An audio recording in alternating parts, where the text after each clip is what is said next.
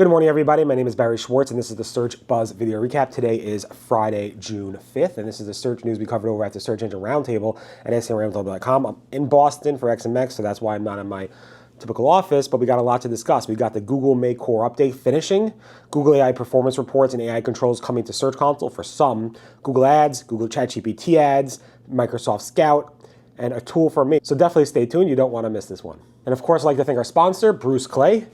Bruce Clay is one of the founding fathers of the SEO space, doing SEO and search engine marketing since 1996. Bruce Clay is big into SEO training, so check them out at seotraining.com to learn more about that. Check Bruce Clay out at bruceclay.com, and also check out their writing tool that helps you become a better writer at prewriter.ai, one of the first actually AI writing tools out there.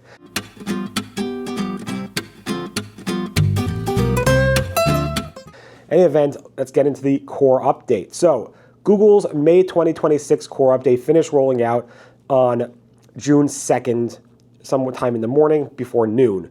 It took a little bit less than 12 days officially to roll out. It seems like one of the bigger core updates. We saw that this core update had some significant impact on June 2nd, actually that morning or 24 hours before that. So June 1st and 2nd, we saw significant volatility on the previous 2 Saturdays before that. So this is a pretty volatile core update. There are a lot of rumors about what type of content this hits. Core updates hit everything. So there's a lot of people saying it targets this, it targets that, it's this and that. It doesn't really work that way with these core updates. So you see a lot of information out there about, oh, all you need to do is 1 or 2 things to fix yours. It doesn't work that way. So make sure when you read these things that you know it's well beyond just 1 or 2 things.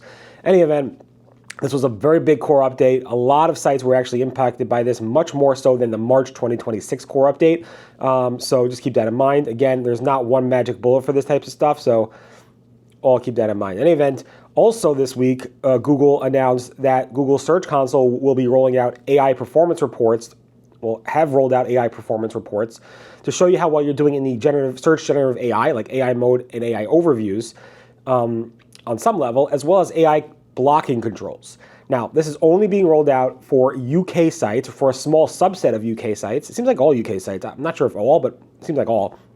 And the reason Google did this was not out of the goodness of their heart, is because the UK's CMA, their government, basically said you have to give UK publishers the right to block their stuff, their content from being used in your AI grounding for search, as well as to not show up at all in AI search. Google said, if you go ahead and block your content from AI search, it will not affect your web search results. There's no ranking decline because you're blocking it from AI search. It won't show up in AI mode or AI overviews, which is kind of like a ranking decline, but you will show up fine within the core web search results. So that's good. And again, these block controls are basically show my content in search of AI mode, AI overviews, or don't. Or use it and don't. Those are the controls, and they are live for some UK publishers by going to your settings in Search Console. Then Google also announced the Search Generative AI Performance Report. They used to be called the Contributor Report, which we covered earlier when we saw Google kind of leak this by accident.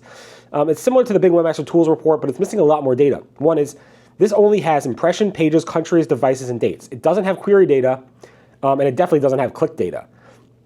Which is obviously upsetting to people. A Google spokesperson said, we're continuing to work with website owners to understand what insights will be most helpful to inform their strategies, and we'll introduce more metrics over time. Google doesn't know that a helpful metric would be query data, and especially click data. They know that, but they don't want to show it. Adam A gave us some real screenshots of the performance report and the other blocking controls. There's help documentation for the AI performance report and the AI Discover performance report, because there's 2 different reports. And it's just, there's a lot of information there. It seems, again, like it's rolling out to a subset of UK users. If you were in America, you could see that if you control in your profiles a .co.uk site, I believe. So we'll see what happens if people block it and so forth, but it is rolling out to that subset of users, and hopefully this is a good step forward. And not to be outdone by Google, which they're never outdone by Google, Fabrice Cadell from Microsoft said, Bing Webmaster Tools AI reporting, which they launched way earlier than Google, will be gaining more features soon. Of course, we were hoping those features are click data. I doubt it, but hopefully that is click data, and hopefully we'll see more information from Bing Webmaster Tools, and hopefully they'll compete with each other to show us more and more data going forward. And then on another Microsoft note, James Murray, senior product manager marketing manager at Microsoft, gave a presentation last Friday, a webinar, and that webinar was named "How to Successfully Navigate the Human, LLM, and Agentic Web." And one of those slides, it says AI summarizes results, AI search results that are summaries.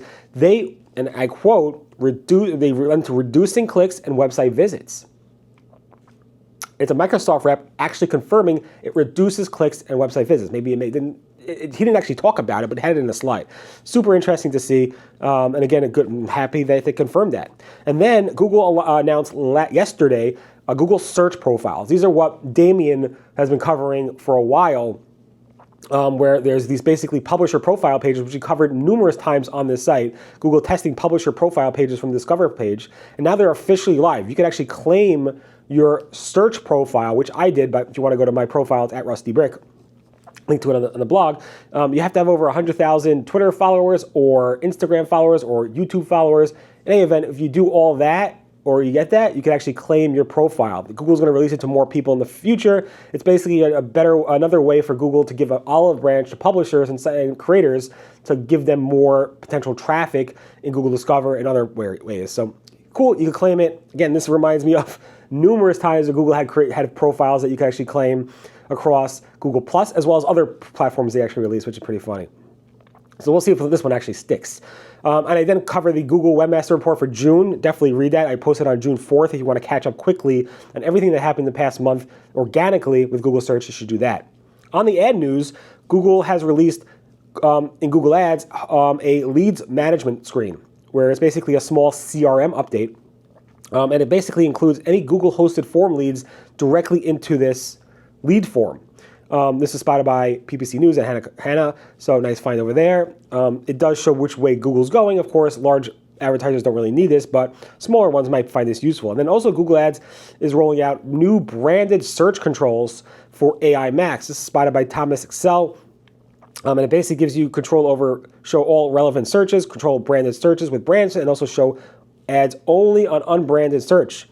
So this is a pretty big update for a lot of PPCers are very, very happy about this. I found the new Google Help document called About the Invalid Activity Credit Report. And this report basically shows you AdSense clicks that are invalid. So it's not just on the AdSense side, but it's actually on the advertiser side, where Google uses their different algorithms to figure out what clicks are invalid, and then it shows the advertiser this report, which helps them say, oh, I'm being credited for this type of invalid clicks, which is obviously useful. And then Google confirmed that they're testing healthcare ads within AI mode. This question was asked by Ben Goldman to Ginny Marvin, the Google Ads liaison, who asked, I recently heard that Google began testing ads in AI mode for healthcare a few weeks ago. And Ginny Marvin said, yes, we are in the beginning a small test of ads in AI mode for the healthcare vertical in the US for English queries. She goes on more, explaining a little bit more about that, so definitely take a look at that. Ads are expanding. And Google Ads has updated its terms of service for the first time in the US after 8 years. Terms of service basically makes it more AI friendly, so conversational friendly, which lets Google use your conversations more for Google Ads purposes and so forth. Definitely take a look at that if you're a legalese person. I asked Gemini to summarize it, so. And then Google Merchant Center, their attribute rules now could apply to automatically found products. So if you don't use your feed, but Google automatically finds your products and adds to the Google Merchant Center feed, Google will be now allowing you to add attribute rules to them, which was not previously allowed, and so forth. This was spotted by Wojtek Audi. So nice find there. And then Google AdSense is now allowing AdSense publishers to share their full IP addresses. Sharing your full IP addresses will help buyers trust that traffic. So if your ads go across other places and you're embedding them, it's much more promising, according to Google. Google said we introduced a new feature in Google AdSense that allows you to share your full IP address request. In bid request, many buyers consider the full IP address a critical signal for addressing the quality and relevancy of an ad impression. So you can turn that on. By default, it's off, but you can turn that on if you want. And then coming soon to Google Business Profiles, the ability to share that data with Google Analytics. This is going to be rolling out over the course of a few weeks, and that will include all the most of the Google Business Profile, like impressions, calls, directions, review, all this types of stuff could actually funnel into Google Analytics, which is a really big deal, and local SEOs are pretty happy about that. Then ChatGPT announced that they are rolling out a test to test multiple advertiser placements. So not just one ad from one advertiser, but you can see 2 or 3 ads from different advertisers in the same ChatGPT response, which might be more useful for searchers who are searching for ads or responses or services, but also might make the results a little more ad-centric, of course. And then ChatGPT Ad Manager Beta announced a bunch of new features, and they're rolling out features quickly, including edit campaign budget type, clone to convert CPM to CPC campaigns, custom CPM max bids, bulk editing in the Ad Manager UI, flexible budgets in Ad Manager, and also expanding Ad Manager to other countries like Canada, Australia, and New Zealand, as well as targeting will also be coming to the UK, Japan, South Korea, Brazil, and Mexico. And I just saw that ChatGPT just now announced, it says UK here, that ads are expanding to the UK as well. So that's interesting. And then Yahoo is a little bit slighted by Microsoft. Microsoft had their big Microsoft Build announcement where they announced WebIQ, which is very cute. It's basically a way for agents, AI agents, to actually search. They're giving basically a separate MCP AI API generated mechanism called WebIQ, where agents could actually search and do deeper search in a more efficient and relevant way for them. And they also released a new AI agent called Microsoft Scout, which basically it was the same name as Yahoo Scout, which was announced several months ago in partnership with Microsoft. Again, weird. I have a GIF from Jim Lanzone, the CEO of Yahoo, basically like, who came up with that? What's going on here? Super interesting, but in any event, WebIQ is pretty cool. And then if you missed it, if you go to the Search Engine Roundtable, you see on the sidebar, or if you scroll down on the mobile site, you'll see a new Search Engine Roundtable Volatility, Google Volatility Checker. It basically aggregates all the tools that I use to track Google volatility across search and puts it into one bar. And then you can actually click on it and actually plot the other ones right directly, dynamically, and interactively in the tool. Also, I launched a new backend. It makes a lot of this stuff much faster for me to produce, which is great. And hopefully, if you find any bugs with the site, let me know. And again, thanks to everybody who's listening to the Search Buzz video recap. Again, my name is Barry Schwartz, and this is Search News we cover as the Search Engine Roundtable at SERoundtable.com. Thanks again to Bruce Clay. Definitely check them out at bruceclay.com. Everyone have a great, safe weekend, and I'll see you guys next. Goodbye.